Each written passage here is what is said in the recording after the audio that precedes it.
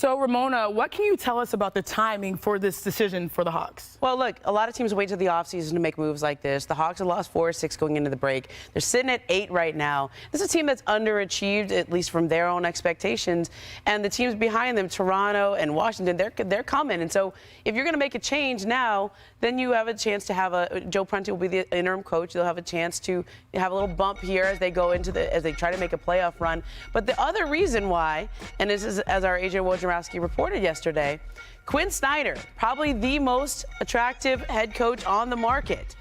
You get a jump on him now from all the other teams that might wait until the offseason to fire their coach and have a large search here. So Quinn Snyder, former coach of the Utah Jazz, just sitting there in Texas, waiting, plotting his next move, deciding when and where he might want to coach again. The logic makes sense to try to get a jump on their next head coach. I agree with that. But if you Quinn Snyder, you got to wait to see where Victor goes before you make a decision, unless somebody's going to give you a blank check. The other thing I want to say about the Hawks, they have a dynamic backcourt. Trae Young has shown me that he's a legitimate franchise player. Scores the ball, assists. DeJounte Murray is a terrific addition to that team.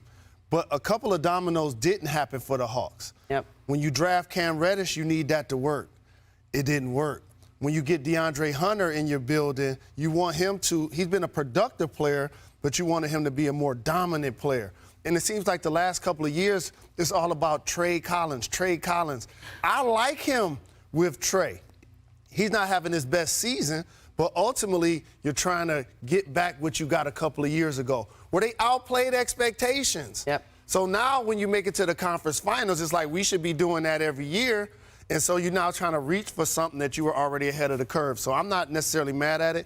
I just hope Nate McMillan lands on his feet. So, yeah, I think a lot of the conversation centers upon that unrealistic, a little bit, expectation that they're supposed to be an, Eastern Conference finalist every year. The guys have a lot of confidence. That's what Trae Young plays with. Perk, what are the actual realistic expectations for the Hawks?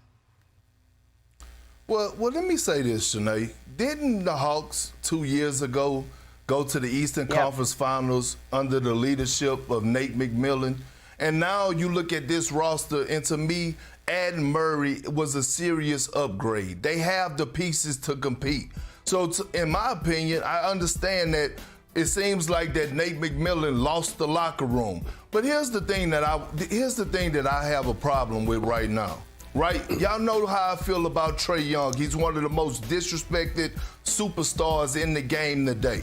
But players on this team, I watched this team play.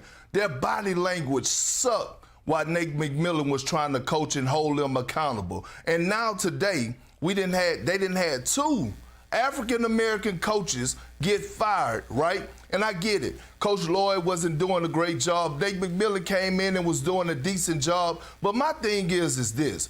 He was trying to hold those guys accountable, okay? And right now I'm looking at this roster, and not physically, but mentally, they're softer than funeral music when it comes down to be held accountable. And so the players need to understand or try to realize, what the hell are they trying to accomplish? Like, is it a bunch of individuals who trying to make all-star games and all NBA teams, or is it a team that actually have championship aspirations? I kind of feel like Coach Nate McMillan got the short end of the stick on this one. I really felt like he didn't deserve to lose his job because he's trying to hold guys accountable to make sure that they get the team goal and not individual goals. So now I don't want to hear nothing else. No more excuses. The guy that comes in place, Trae Young, has to deliver in great fashion. Murray has to deliver in great fashion. Clint Capella, Collins, and Bogdanovich, they have to deliver in great fashion. I really didn't like this fire, and I didn't think Coach Nate McMillan deserved that. Hey, what's up, guys? Jag from Jaggy Sports here. And today we are going to talk about Nate McMillan from the Atlanta Hawks. Well, he was from the Atlanta Hawks. He got fired yesterday.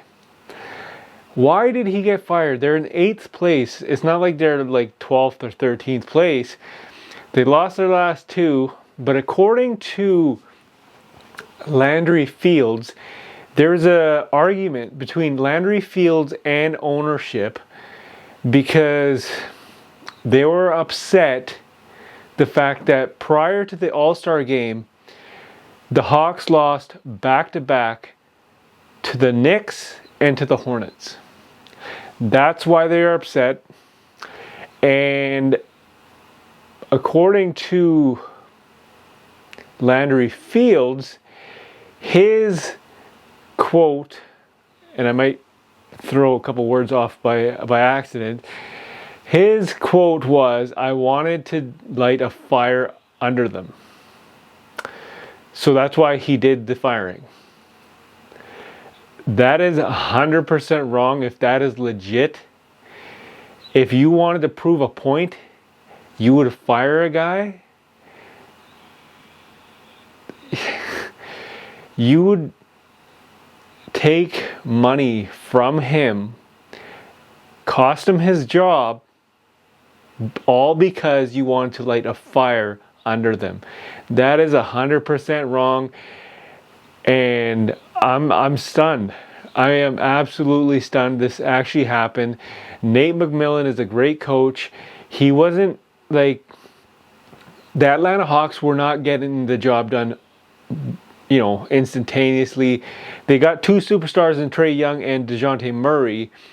They got a center in Clint Capella. They have John Collins, who has been on the trade block, I'm pretty sure, ever since he got there.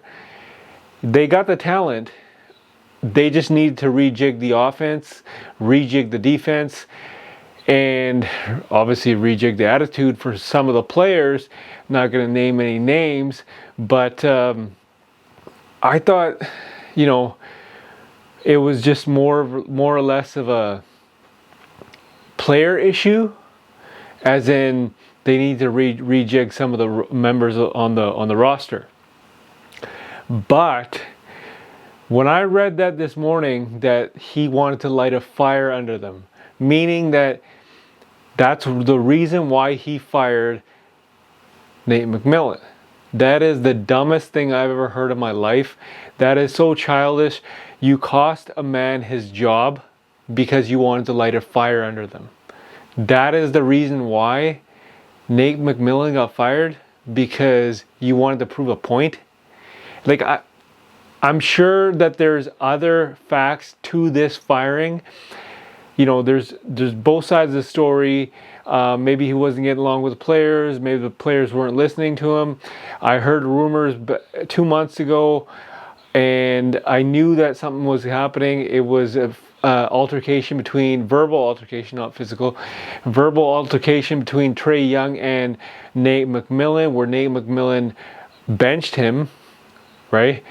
And I knew something was wrong, but to fire the guy, like, we all knew that this was going to happen eventually. I thought it was going to be in the off season, but the fact that your reasoning is because you wanted to light a fire under them. I don't know. I have no idea what to say. This is beyond childish to me. This is immature. At the end of the day, this shouldn't have happened. If you want to man up, fire the guy based on if they don't get along with the players, or if he doesn't, the scheme is not working, or the system's not working. What can you do to rectify it? But you don't go and fire the guy strictly for wanting to light a fire under them. That is the dumbest thing I've ever heard in my life. I've heard a lot of dumb things, but this one is right up there in the NBA. This is right up there. I could see, like I said, I could see if their record was 12th place or 13th place and they lost like 10 in a row, but they're 4-6 in their last 10 games. You have two awesome superstars, right? That can shoot the ball like crazy. You're only 8th spot, right? It's the East. The East got considerably weak. You had a chance to move up in the standings, but now it's kind of like, okay, who are you going to get?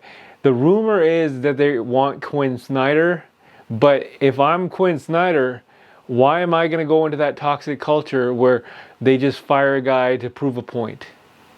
Maybe I'm misreading things. Maybe I heard different, but that's what I read this morning. You know, maybe it could change. I don't know, but literally that is the dumbest thing I've ever heard in my life.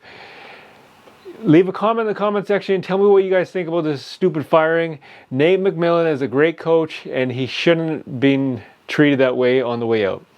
Leave a comment in the comment section. As always, this is Jag from Jaggy Sports.